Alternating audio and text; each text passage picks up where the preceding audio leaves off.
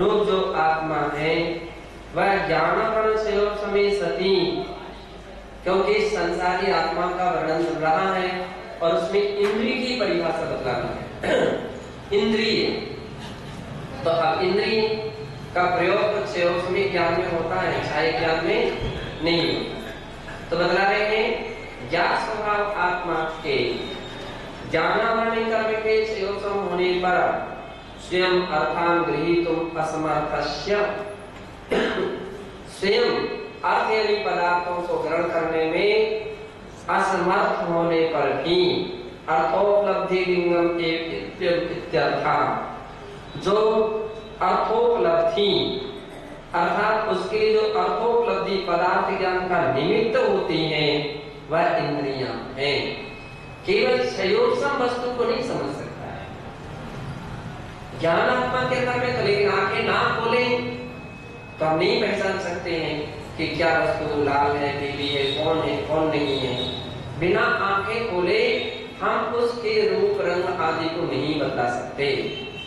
क्षयोत्सम होने के उपरांत भी, क्योंकि बिना इंद्रियों के समस्त प्राणी जो है वह पदार्थ को जानने में असमर्थ हैं। ज्ञान है क्षयोत्सम में, लेकिन वो काम नहीं कर सकते। कान बंद कर लिए जाए और कहें तो सुनिए हमारी बात, वो कान बंद किए क्या सुनाई पड़ेगा? कुछ भी नहीं सुनाई पड़ सकता है, कुछ भी सुनाई नहीं पड़ सकता है। मुंह बंद किया जाए और कहा जाए लो आम का स्वाद चखो, कैसा है, खट्टा है कि मीठा है? अरे भैया, बिना जीभ पर रखे नहीं बताया जा सकता है। कोई सामग्री हाथ में ना दे करके रख दी जाए, देख लो बतलावे ठंडी है कि गर्म, तो बिना स्पर्श के उसको ठंडी गर्म का ज्ञान नहीं किया जा सकता है। तो जितने भी सदमस्त प्राणी होते हैं, संसारी प्राणी होते हैं, तो वे सभी ज्ञान स्वभाववान तो हैं, ज्ञानी अज्ञानवान हैं, ज्ञान सहित हैं, लेकिन उनका ज्ञान बिना इंद्रिय या मन के पदार्थों के विषय को ग्रहण करने में असमर्थ है, असमर्थ है। तो इसलिए कह रहे हैं कि जो उस ज्ञान को ग्रहण कराने में जो निमित्त होती हैं वह इंद्रियां हैं, यह अर्थ है। अथवा लीनम अर्थम गम्यते कि इंद्रियम, जो लीन गूढ़ अप्रकाशित अर्थ का ज्ञान कराती है वह लिंग अर्थात इंद्रियां होती है। अब गूढ़ अर्थ को प्रकट करने वाली इंद्रियां, कुछ बहुत सारे, सब इंद्रियों के अपने अपने विषय हैं। एक इंद्रिय के विषय दूसरे इंद्रिय में गूढ़ है। आंख रस का ज्ञान नहीं करा सकती, जीभ शब्द का ज्ञान नहीं करा सकती, कान गंध का ज्ञान नहीं करा सकते हैं, नाक शब्द का ज्ञान नहीं करा सकते, स्पर्श वर्ण का ज्ञान नहीं करा सकते। एक दूसरे की इंद्रियों के ज्ञान कराने में या एक दूसरे के इंद्रियों के विषयों में तो वे सब असमर्थ हैं। इसलिए जो अपने ही अपने अर्थों को ज्ञान कराती है उसमें ही लीन है। चक्षु इंद्रिय केवल चक्षु विषय ज्ञान करा सकती है, इसलिए चक्षु इंद्रिय के विषय में ही उसमें लीनता है। रसना रस के विषय में, घ्राण गंध के विषय में, कर्ण शब्द के विषय में, स्पर्श के विषय में ही स्वतंत्र है। और इसके अतिरिक्त किंच सूक्ष्मस्यात्मनो अस्तित्व ज्ञान इंद्रिय हेतुम अध्ययन भवति। अब इसके अतिरिक्त अब इंद्रियों के द्वारा दूसरी परिभाषा बता रही है। इंद्रियों से संसारी आत्मा का अस्तित्व का ज्ञान होता है। क्या हो रहा है? इंद्रियों से संसारी आत्मा के अस्तित्व का ज्ञान हो रहा है। और आमतौर पर अपन इसी इंद्रियों के द्वारा ही तो व्यक्ति पहचानता है, भैया ये जी रहा है कि मरा है, देखो। तो व्यक्ति उसकी, डॉक्टर रहते हैं, उसकी आंखों को ऐसी फाड़ करके उसकी पुतली पर टार्च मारते हैं, है ना, तो उसकी पुतली चल रही है तो ये जीवित है, बोलता भी जीवित है, ये देखा है, अपन आराम से बोलते देखा जीवित है, श्वास चल रही है, घ्राण इंद्रिय से समझ लेते हैं। क्यों जी, सुन रहे हो? तो सिर हिला रहा है, तो इसका मतलब जीवित है। उसके मुख पर पानी की बूंदें डालो तो मुख जलाने लगता है, तो समझ लो जीवित है। कुछ लोग ऐसे रहते हैं, डॉक्टर वगैरह, उसके पैरों पर ऐसे ऐसी उंगलियां करते हैं, प्रेशर देते हैं, कुछ भी ऐसे तरीके करते हैं, तो तुरंत पैरों को आगे पीछे करने लगता है। तो इंद्रियों के द्वारा उसकी आत्मा का अस्तित्व का ज्ञान हो रहा है कि इसके अंदर में आत्मा है, ये जीव है, ये जीव है, इसके अंदर में जीव चेतना है, और इसमें कोई भी प्रक्रिया नहीं हो रही है, इसमें से आत्मा निकल चुकी है।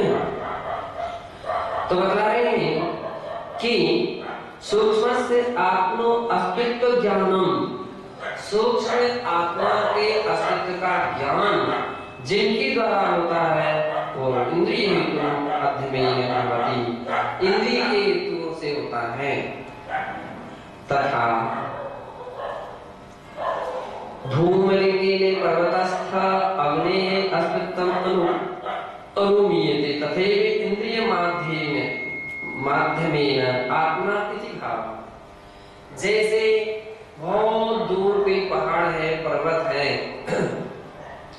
अब उस बहुत दूर पर्वत है और उसमें आग लगी हुई है, क्योंकि इतना दूर है कि उसकी आग तो दिखती नहीं है, किंतु क्या दिख रहा है? ऊपर उठता हुआ धुआं दिख रहा है। उस धुआं को देखने से अग्नि के अस्तित्व का अनुमान से ज्ञान होता है। अब इंद्रिय ज्ञान तो नहीं हो पा रहा, क्योंकि इतनी दूर आप बैठे हैं कि आप इतनी दूर हैं कि उस अग्नि आपको नजर नहीं आ पा रही है, लेकिन अनुमान है कि धूमात् ध्वनि ज्ञानम, है ना, साधना साध विज्ञानम अनुमानम, साधन से साध्य का जो ज्ञान होता उसको अनुमान कहते हैं। साधन यानी धूम और साध्य यानी अग्नि। धूमात् ध्वनि ज्ञानम अनुमानम, धूम से अग्नि का ज्ञान होना एक अनुमान है। ठंडी ठंडी हवा चल रही है, सौंधी सौंधी हवा आ रही है, इसका मतलब आगे कहीं पानी बरसा है। अब आपने तो देखा नहीं, दिख नहीं रहा है, लेकिन एक अनुमान है, बिना इसके ऐसा कुछ नहीं हो सकता है। नदी में बाढ़ आई है, अब यहाँ तो पानी ही नहीं बरसा है, बाढ़ कैसे आ गई? इसका मतलब है आगे कहीं पानी बरसा है, एक अनुमान ज्ञान होता है। उसी प्रकार से अनुमान ज्ञान, अब आत्मा को प्रत्यक्ष नहीं देखा जा सकता है। आत्मा कोई ऐसी वस्तु नहीं है कि कोई हाथ में रख करके दिखाई जा सके, तो आत्मा का ज्ञान इंद्रियों के द्वारा होता है। इंद्रियों के माध्यम से अनुमान किया जाता है कि इसके अंदर में आत्मा है, इस शरीर में आत्मा या चेतना नहीं है, फिर अनुमान किया जाता है, ऐसा काम है। देखिए कितने प्रकार की परिभाषा बन सकती इंद्रियां की। अथवा इंद्रनाम कर्म तेन सृष्टम दृष्टम दत्तम वा इति इंद्रियम, इंद्रनाम कर्म है। इंद्रियां नाम कर्म के भेद कौन कौन से हैं? नाम कर्म के भेद गति, इंद्रिय, गति, जाति, शरीरानुपान।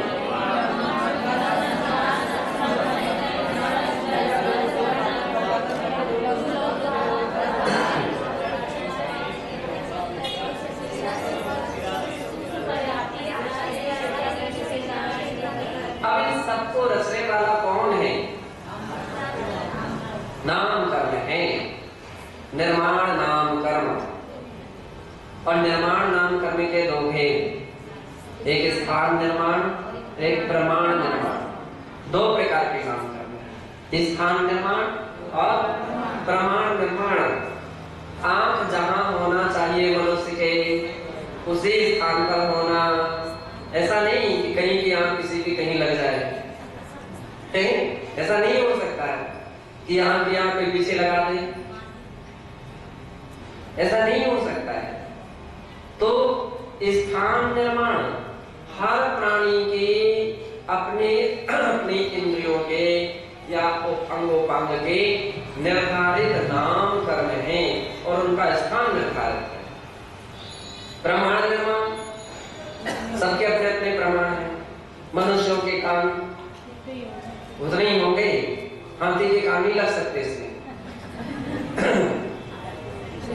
हाथी के कान हाथी जैसे ही रहेंगे, मनुष्य के कान उसमें फिट नहीं हो सकते।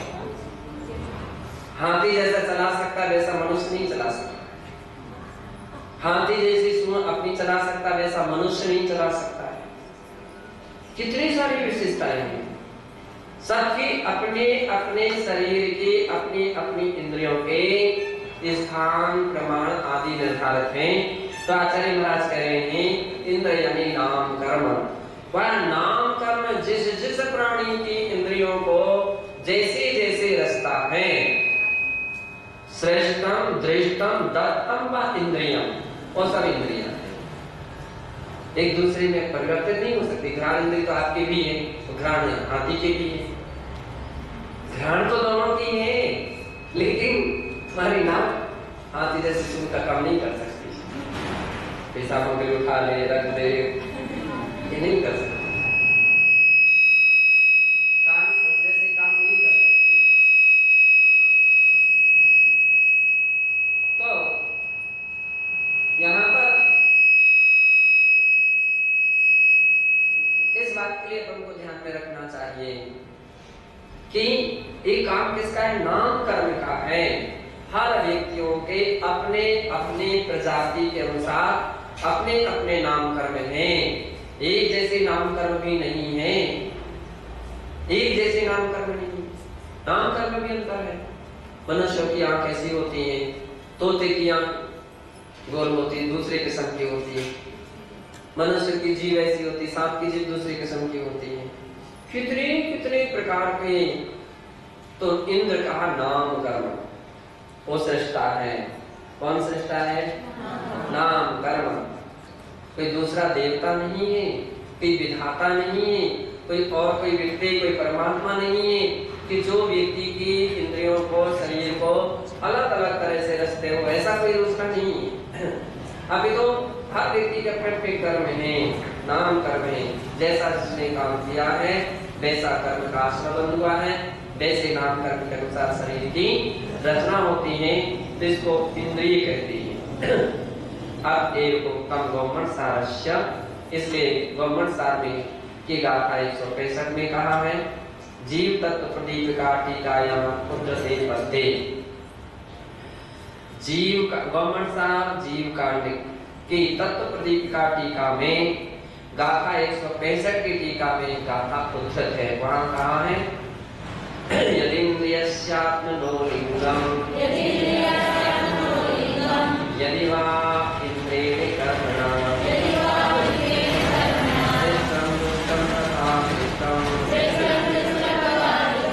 दत्तं चेति तदिन्द्रियम्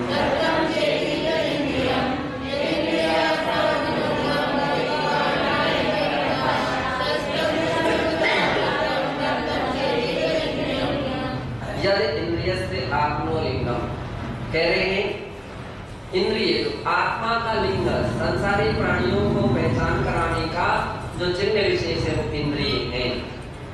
अथवा इंद्रिय कर्मणा, कह रहे हैं इंद्र यानी नाम कर्म, उस नाम कर्म के द्वारा जो सृष्टम जुष्टम दृष्टम, जिसके द्वारा नाम कर्म के द्वारा बनाया गया है, रचित है, श्रेष्ठम और जुष्टम, उसके द्वारा नाम कर्म के द्वारा ही जो दृष्ट है, सेवित है, वह इंद्रिय है। अथवा इंद्र अहमिन्द्राय विन्दतीति इत्यादि व्याख्यानं कृतम् अस्ति। इंद्र अहमिंद्र की तरह इंद्रियां होती हैं, ऐसा भी व्याख्यान शास्त्रों में आया है। उत्तम से प्राकृत पंच संग्रहे इंद्रिय को अहमिंद्र भी कहा है। कहा? प्राकृत पंच संग्रह के पहले अध्याय की 65वीं गाथा में कहा अहमिंदा जह देवा अविशेषम अहमहंति मण्डलंतम ईसन्ति एकमेकम् इंदा इव इंद्रियं जाने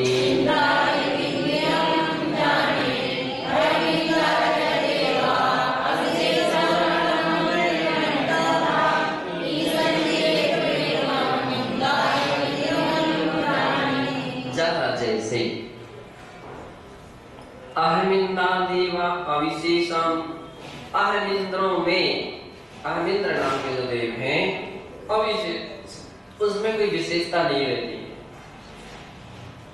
कल्प और कल्पातीत दो शब्द अपने शास्त्रों में आते हैं। तत्काल सूत्र का सूत्र है कल्पोपन्ना कल्पाश्च। कल्प में उत्पन्न होने वाले कल्पोपन्न देव कहलाते हैं और इससे अतीत जो होते हैं वो कल्पातीत कहलाते हैं। कल्प यानी क्या? जहां इंद्र सामान्य इत्यादि के विभाग होते हैं वो कल्प कहलाते हैं।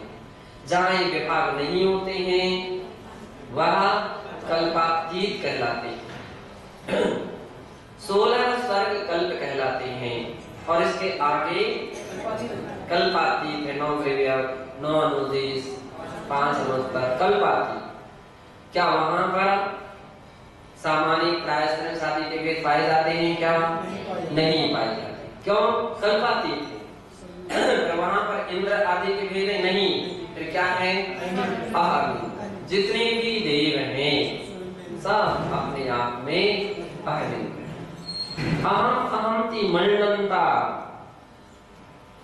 अहम अहम जो कुछ भी हूं मैं हूं, जो मेरी सीमा में है वो मेरा है। ना मैं दूसरे का मालिक हूं और ना मैं दूसरे का सेवक हूं। मालिक भी नहीं हूं और सेवक भी नहीं हूं।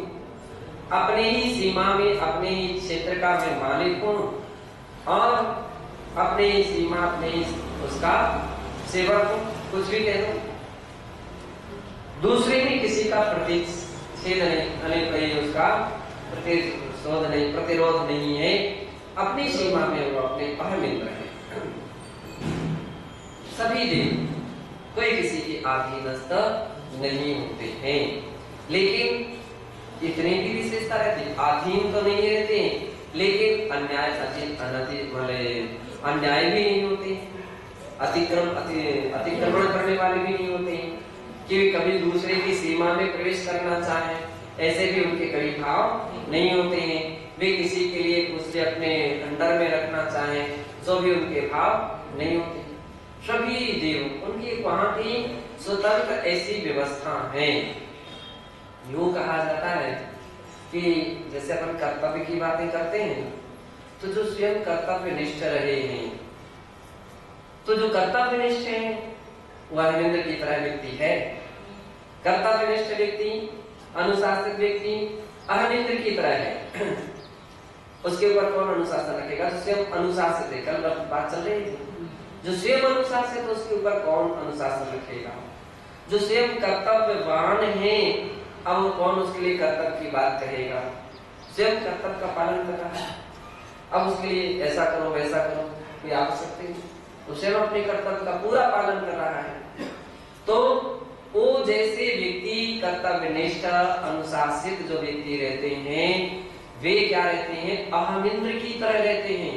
लौकिक संसार में भी जो यहाँ अहमिंद्र की तरह रहे वे परलोक में भी अहमिंद्र पद को प्राप्त करते हैं। ऐसे लोगों को मिलता है जो कर्तव्य विहीन रहे हैं। अब उनको मार मार करके मुसलमान बनाते रहो, कब तक व्यक्ति करता है? ठीक है, बहुत से बहुत इस पर्याय तक शरीर उस हिसाब से व्यक्ति का कंट्रोल में चलता रहेगा। शरीर पर तो ब्रेक लगाए जा सकते, मन पर तो नहीं लगाए जा सकते। तो वह व्यक्ति कभी अहमित्र पद को प्राप्त नहीं कर सकता। कौन? जो कर्तव्यनिष्ठ नहीं है, जो अनुशासित नहीं है, यहाँ उसका मन व्यवस्थित नहीं रहा, तो वहां कैसे रहेगा?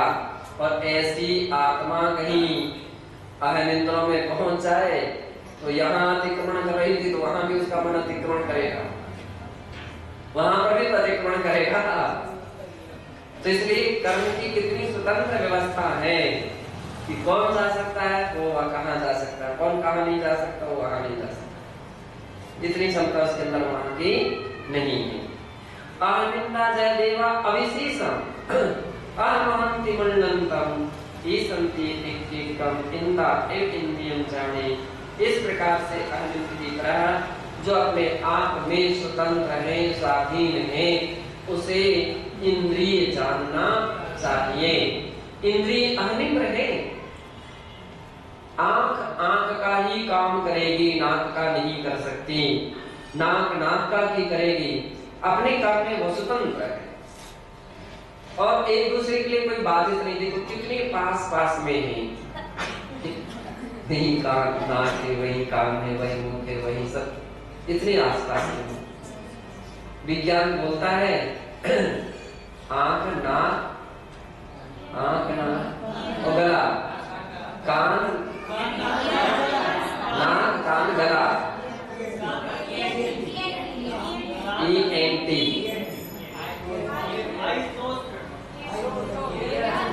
ओ इसका संबंध एक ही मानते हैं, इसके स्पेशलिस्ट एक ही किस्म के डॉक्टर होते हैं।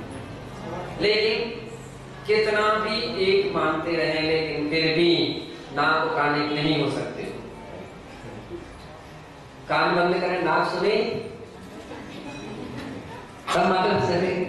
नाक बंद कर दे, कान सूंघे।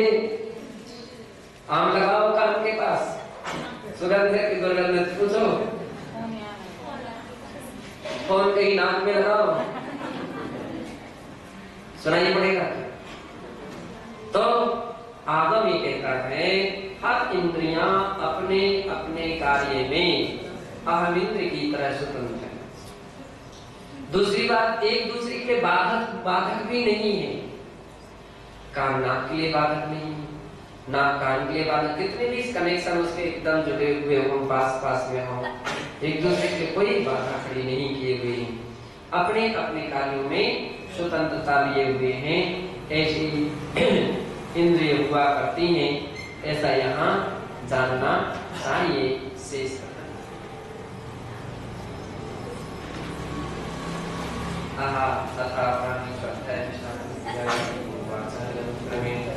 सकल कर्म से